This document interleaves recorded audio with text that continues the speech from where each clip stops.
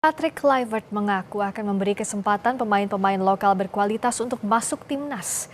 Menurut Kluivert, pemain lokal sama pentingnya dengan pemain diaspora yang banyak bermain di luar negeri. Local players are the heart of Indonesia, and the other players are of course super important. But I think we need to focus very good on the local players and check the quality of the local players, because I think that is hyper important to implement those players as well, because you want to have also the heart of Indonesia in the team. Pemain lokal adalah nyawa sebuah timnas. Demikian statement Patrick Kluivert saat pertama kali datang ke Indonesia sebagai pelatih tim nasional Indonesia. Namun sebelum kita lanjut, kami ingin memberikan disclaimer bahwa video ini tidak bermaksud untuk membeda-bedakan status pemain di dalam timnas. Semua pemain adalah orang Indonesia dan pejuang Indonesia. Dalam video ini, istilah pemain lokal merujuk pada pemain yang berkompetisi di Liga 1 Indonesia, bukan untuk membedakan dengan pemain keturunan. Kami juga ingin menegaskan bahwa tujuan video ini adalah sebagai bentuk informasi dan edukasi yang harus terus disampaikan agar menjaga persatuan visi di kalangan kita sebagai fans sepak bola Indonesia, agar kita tidak mudah terpecah belah oleh pihak-pihak tertentu. Dalam video ini, kami juga akan menjelaskan lebih jauh tentang pemain full blood dan half blood atau yang disebut dengan pemain keturunan, termasuk di dalamnya penjelasan mengenai diaspora. Selain itu, kita juga akan membahas tentang pemain-pemain Bleachverse yang memiliki ikatan sejarah dengan Indonesia.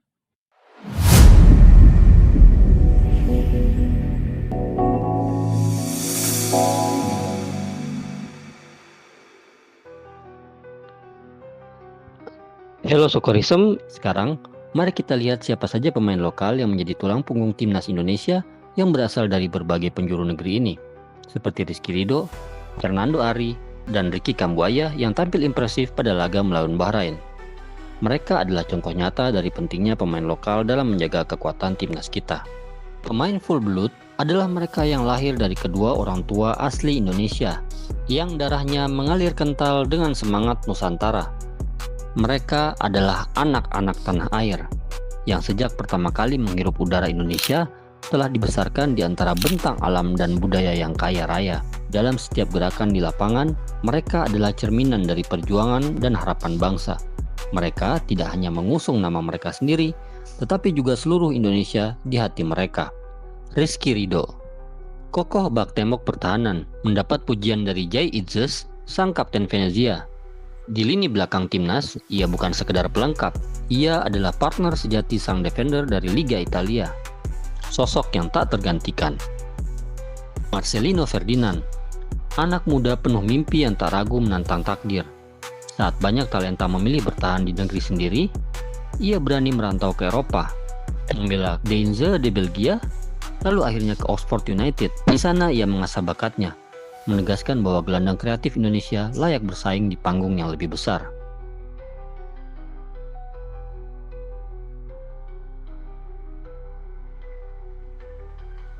Ricky Ricardo Kambuaya, sang petarung di lini tengah. Ia tak hanya berlari, ia bertarung, menekan lawan, dan menghidupkan permainan. Ia adalah representasi talenta Papua yang terus berlanjut, melanjutkan jejak para pendahulunya yang telah mengukir nama besar dalam sepak bola Indonesia.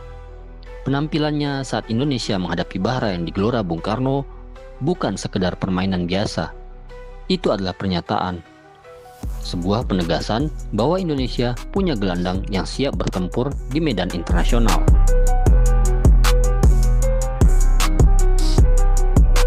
Hernando Ari, sang penjaga gawang yang berdiri tegak di bawah mistar. Pemain binaan Persebaya Surabaya itu memiliki refleks yang luar biasa. Ia menjadi tembok terakhir memastikan bahwa tak ada bola yang melewati gawangnya tanpa perlawanan. Pratama Arhan, si pelempar maut. Setiap lemparan jauhnya adalah sebuah ancaman. Setiap tackle kerasnya adalah perlawanan. Tak hanya bertahan, ia berperang dengan semangat tanpa kompromi, seolah setiap duel adalah pertempuran terakhir. Dan di tengah kehadiran pemain-pemain keturunan, mereka membuktikan diri. Mereka melewati batas standar liga lokal. Mereka bertarung dan menegaskan bahwa mereka pantas mengenakan seragam Garuda. Di balik semangat timnas Indonesia yang semakin solid, ada satu hal yang tidak bisa dipandang sebelah mata: keberagaman. Ada mereka yang memiliki darah Indonesia, namun lahir dan tumbuh di luar negeri. Mereka adalah bagian dari diaspora keturunan. dengan orang tua atau bahkan kakek nenek yang berasal dari luar Indonesia. Sesuai dengan aturan FIFA yang memungkinkan kewarganegaraan melalui garis keturunan hingga maksimal kakek nenek. Ketika panggilan Garuda datang, mereka menyambutnya dengan bangga dan tangan terbuka. Dengan bangga memilih Indonesia, meski tanah yang mereka cintai adalah negeri yang jauh. Pemain diaspora keturunan bukan sekedar melengkapi skuad, tapi juga membawa sesuatu yang lebih. Membawa pengalaman dan teknik dari liga-liga luar negeri, mereka memberikan kualitas tinggi dan semangat yang menyatu dengan para pemain lainnya. Kehadiran mereka tentu memperkuat skuad timnas Indonesia untuk berjuang di pentas dunia. Ini sesuai dengan semboyan Bhinneka Tunggal Ika. Contoh konkret bisa dilihat pada Shane Patinama. Ayah Shane berasal dari Maluku dengan marga Patinama. Atau Sandy Walsh yang memiliki darah Indonesia dari sang nenek dan kakek dari pihak ibu yang berasal dari Surabaya. Namun, seringkali ada kebingungan antara naturalisasi dan diaspora keturunan. Naturalisasi yang sering dianggap hanya untuk warga asing non-keturunan, sesungguhnya bermakna lebih luas. Tidak hanya warga asing, tapi mereka yang memiliki hubungan darah dengan Indonesia, meskipun lahir di luar negeri, dapat menjalani proses naturalisasi juga. Karena ini merupakan istilah administratif yang memungkinkan mereka untuk mewakili Indonesia di internasional. Namun, ada beberapa kasus di mana diaspora keturunan ini tidak perlu melalui proses naturalisasi meskipun lahir dan besar di Eropa. Sebagai contoh, Irfan Bahdim dan Elkan Bagot. Meski keduanya lahir di luar negeri, tapi mereka sudah otomatis memperoleh kewarganegaraan Indonesia sejak mereka lahir. Ini karena orang tua mereka pasti memegang paspor Indonesia ketika mereka dilahirkan. Sementara kasus lain, Rafael Struijk meskipun juga keturunan Indonesia, tapi tidak otomatis mendapatkan kewarganegaraan Indonesia saat ia lahir, karena ibu Rafael masih memegang paspor Belanda saat ia dilahirkan.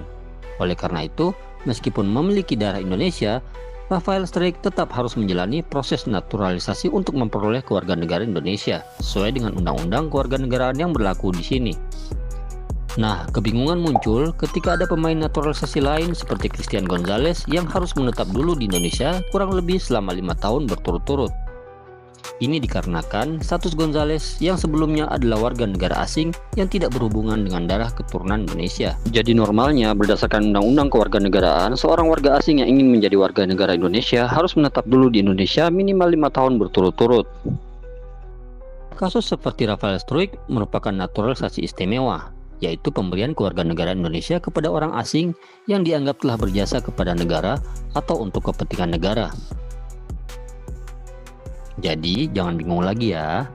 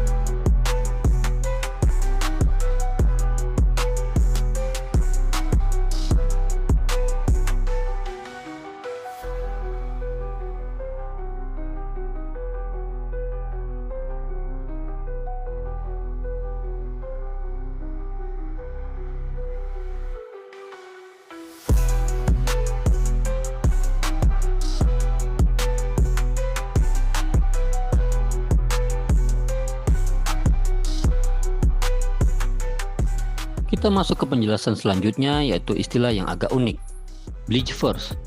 Kita tak dapat membicarakan sejarah Indonesia tanpa menyentuh sejarah panjang interaksi antara Eropa dan Nusantara. Di tengah percakapan tentang keturunan dan diaspora, ada satu istilah yang menyimpan makna mendalam, yakni Bleach First. Istilah ini merujuk pada orang-orang Eropa yang datang dan menetap di tanah Indonesia atau Hindia Belanda pada masa penjajahan Belanda. Dalam istilah Belanda, Bleach First berarti orang yang menetap. Di masa itu memang orang-orang Eropa banyak datang ke Indonesia. Ada yang bekerja sebagai pegawai pemerintah kolonial, tentara, bahkan pedagang. Mereka yang berkeluarga di sini melahirkan anak-anak yang kemudian tumbuh besar dengan identitas ganda, terikat pada tanah Indonesia, namun tetap mengusung warisan Eropa. Itulah mengapa meskipun mereka dari look terlihat sangat Eropa, kulit putih, mata biru, rambut pirang, namun secara aturan FIFA, mereka tetap berhak mewakili Indonesia. Contoh nyata bisa kita lihat pada pemain timnas hari ini. Sebut saja Oli Romeni dan Marten Pas. Meski secara fisik sangat mirip dengan warga negara Eropa, mereka tetap memiliki hak untuk membela Indonesia, mengingat latar belakang sejarah keluarganya yang sudah lama menetap di tanah ini. Romeni misalnya, ia memiliki kakek nenek yang telah lama tinggal di Hindia Belanda atau Indonesia, terutama di daerah Medan.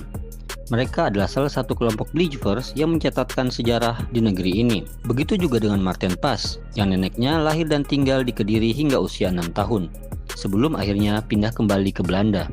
Meskipun Marten terlahir di Eropa, kisah keluarganya menghubungkan dia dengan Indonesia, menjadikan dirinya bagian dari sejarah Indonesia.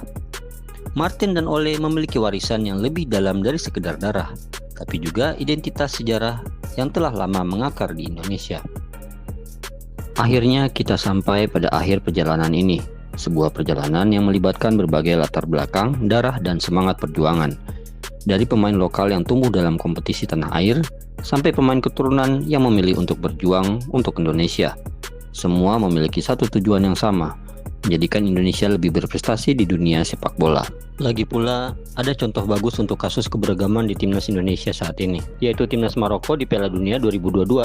Timnas Maroko lolos ke semifinal dengan 14 pemain keturunan dari total 26 pemain dalam skuad mereka. Para pemain ini memiliki darah Maroko, tetapi lahir atau besar di luar negeri, seperti Prancis, Spanyol, Belanda, dan Belgia. Hal ini menunjukkan betapa kuatnya pengaruh diaspora dalam timnas Maroko. Ya mungkin karena kebetulan secara look para pemain keturunan Maroko ini masih terlihat Arabian kali ya. Sedangkan para pemain keturunan Indonesia yang Asia datang dari negara Eropa sehingga jelas terlihat perbedaannya. Tapi sebagaimana yang dijelaskan tadi, terlahir sebagai warna kulit apa di negara apa adalah takdir Tuhan yang tak bisa diubah. Tapi memilih kewarganegaraan bisa ditentukan oleh manusia. Dan mereka memilih Indonesia. But the thing is, like of course we didn't choose where we grew up. Yeah. But still there's a strong connection. Yeah. There always has been with Indonesia. Like I always say, like my grandparents are both from here. Yeah. But also a big part of the family stayed here. So we always had the contact with them. With them as well. Sometimes I read stuff and people say, oh, I'm different than the other guys, but I don't feel like I'm different because what I say, I got raised with the values of this culture as well. I raised with the same food since I'm a kid. I eat the same food. My family still lives here in Semarang as well. So the only thing is I don't speak the language, which I'm learning now. But people mistake, I think, that they think I'm just a foreigner. Yeah. But I'm not a foreigner. Bule. Yeah. You are Patinama. I'm Patinama. I'm Indonesian, you know. So Yeah. I'm not a foreigner. Darah Ambon nggak kemana-mana, selalu ada di Patinama. Semoga video ini bisa mengakhiri kebingungan dan kesalahpahaman tentang berbagai istilah yang sering muncul dalam perbincangan seputar timnas Indonesia. Kami mengajak semua berhenti mempermasalahkan perbedaan warna kulit, ras, dan bahasa yang ada dalam timnas saat ini. Mari kita tidak mudah dipecah belah oleh pihak-pihak yang tak bertanggung jawab, yang tidak menyukai kemajuan sepak bola Indonesia. Jadilah seperti Rizky Ridho yang bermain di Liga 1 saat video ini dibuat, namun sanggup menjadi partner favorit seorang pemain dari Serie A.